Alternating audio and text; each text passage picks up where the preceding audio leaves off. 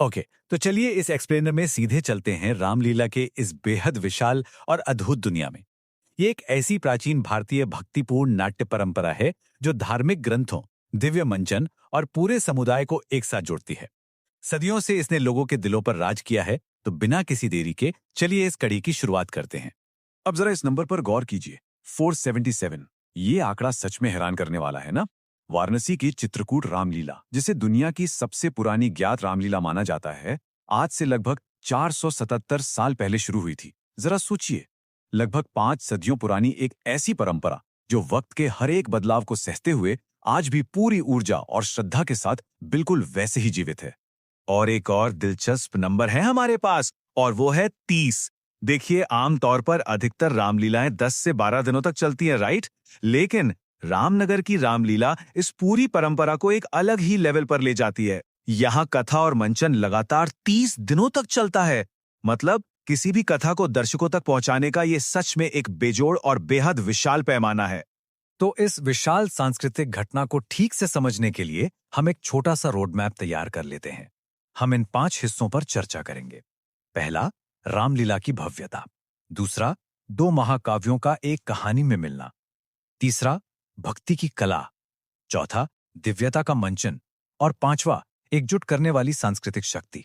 तो आइए सबसे पहले हिस्से की तरफ बढ़ते हैं, जो है रामलीला की भव्यता, यानी इसका एक निरंतर और शानदार नाट्य प्रदर्शन। देखिए, दशहरे के दौरान पूरे उत्तर भारत में मनाए जाने वाले इस त्योहार का पैमाना सच में बहुत बड़ा होता है। अगर इसकी परिभाषा की बात करें तो रामलीला का शाब्दिक अर्थ है राम का नाटक। बेसिकली यह रामायण महाकाव्य की एक पारंपरिक थिएट्रिकल प्रस्तुति है। इसमें भगवान राम के 14 साल के वनवास, उनकी पत्नी सीता के अपहरण और राक्षस राजा रावण पर उनकी विजय की कथा को गीत, नरेशन, श्लोक और डायलॉग्स के जरिए मंच पर उतारा जाता है। यह सिर्फ एक नाटक बिल्कुल नहीं है, बल्कि हमारा जीवित इतिहास है। और ये पॉइंट बेहतरीन तरीके से दर्शाता है कि कैसे वक्त के साथ दिल्ली रामलीला का आकार बदला है। विद्वान लोत्सपेच ने इसके इतिहास को 3 प्रमुख चरणों में बांटा है।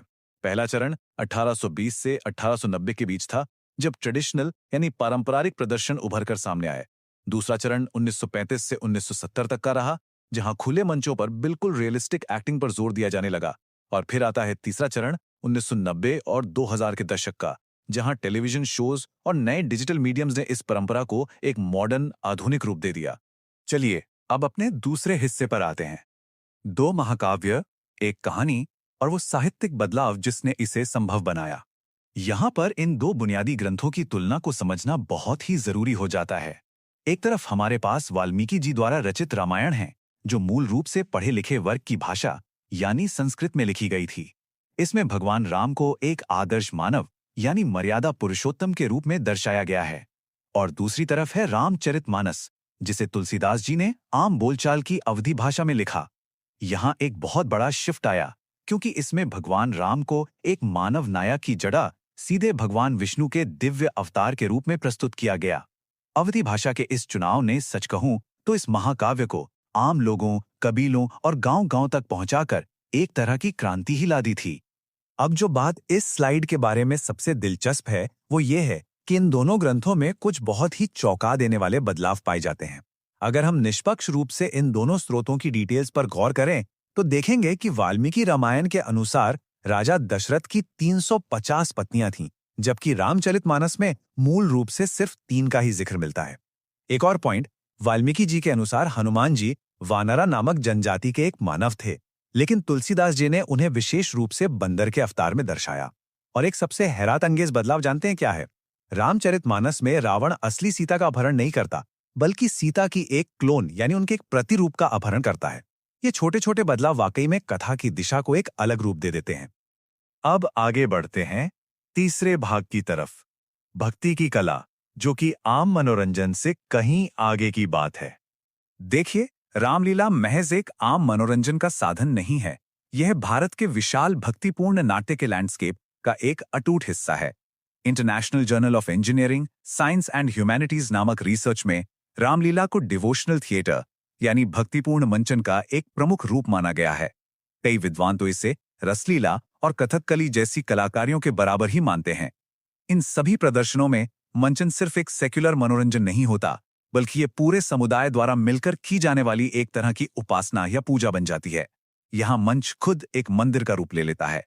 और इस अटूट विश्वास को बयान करने के लिए एक बहुत ही खूबसूरत संवाद है, जरा सुनिए। प्रभु का नाम प्रभु से भी महान है। उनका पवित्र नाम पत्थरों पर लिखकर उन्हें पानी में फेंक दो, वे डूबेंगे नहीं बल्कि तैरते रहेंगे। भगवान राम और समुद्र के बीच का ये काव्यमय और गहरा संवाद हमें सिखाता है कि नाटक के अंदर बोले गए शब्द केवल एक लिपि या स्क्रिप्ट का हिस्सा नहीं है। इनमें असल में जीवन के कड़े नैतिक और आध्यात्मिक पाठ छिपे होते हैं।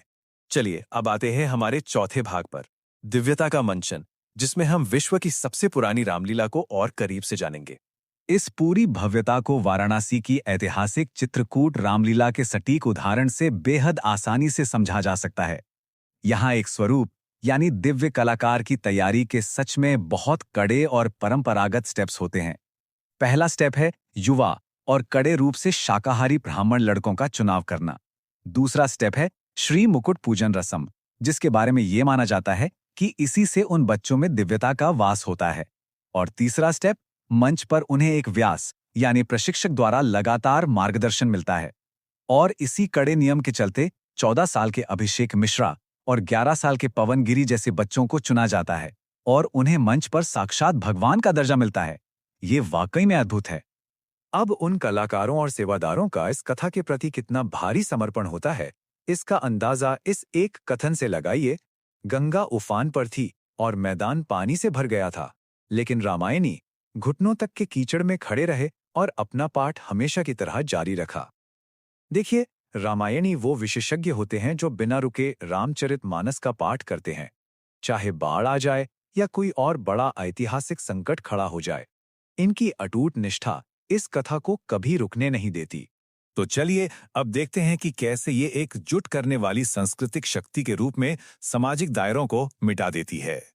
यहाँ पर इन तथ्यों को निष्पक्ष रूप से देखना बेहद जरूरी हो जाता है, क्योंकि रामलीला की पहुंच सच में बहुत दूर तक है, जो आम सामाजिक और सांस्कृतिक दायरों को पूरी तरह से धुंधला कर देती है। ये एक ऐसी खूबसूरत तस्वीर पेश करती है जहां अलग अलग समुदाय एक साथ आकर आयोजन को सफल बनाते हैं। एक उदाहरण के तौर पर देखें तो वाराणसी में शाम की आतिशबाजी को संचालित करने का जिम्मा एक मुस्लिम व्यक्ति का होता है। वहीं मोहम्मद आरिफ ढोल बजाकर मंच पर स्वरूप के आगमन का ऐलान करते हैं और आसपास का पूरा समुदाय एक साथ मिलकर कलाकारों के मुखौटे, पोशाक और पुतले तैयार करता है। यानी कि यह त्योहार अलग अलग आबादियों को एक साथ जोड़ने का एक बहुत बड़ा माध्यम है। और इसी एकीकरण और कलात्मक सार्थकता को ध्यान में रखते हुए यूनेस्को ने ऑफिशियली रामलीला को अपनी intangible cultural heritage of humanity की सूची में शामिल किया है। ये ग्लोबल मान्यता खुद इस बात का सबूत है कि कथा, रस्म और मंचन का ये बेहतरीन मिश्रण धरोहर के रूप में पूरी दुनिया के लिए और आने वाली पीढ़ियों के लिए कितना महत्वपूर्ण है। तो यहाँ सबसे क्रूशल पॉइंट ये आता है जिस पर हम सबको गहराई से सोचना चाहिए। तेजी से बढ़ते इस डिजिटल मीडिया और लगातार घटते अटेंशन स्पैन्स के आधुनिक युग में पारंपरिक मौखिक कथाएं और हमारी सामूहिक सांस्कृतिक यादें आगे कैसे बची रह सकती हैं? जब हर वक्त टेलीविजन के डेली सोप्स और नए डिजिटल माध्यम दर्शकों का ध्यान खींचने की होड़ में लगे हैं, तो क्या इस परंपरा की भव्यता, श्रद्धा और ये सामुदायिक मिलन वैसे ही बरकरार रह पाएगा? ये एक बेहद प्रभावशाली विचार है जो हमें इस अद्भुत धरोहर के भविष्य को लेकर आगे और खोज करने पर मजबूर कर देता है। इस एक्सप्लेनर में आज के लिए बस इतना ही। फिर मिलेंगे एक और नए विषय के साथ।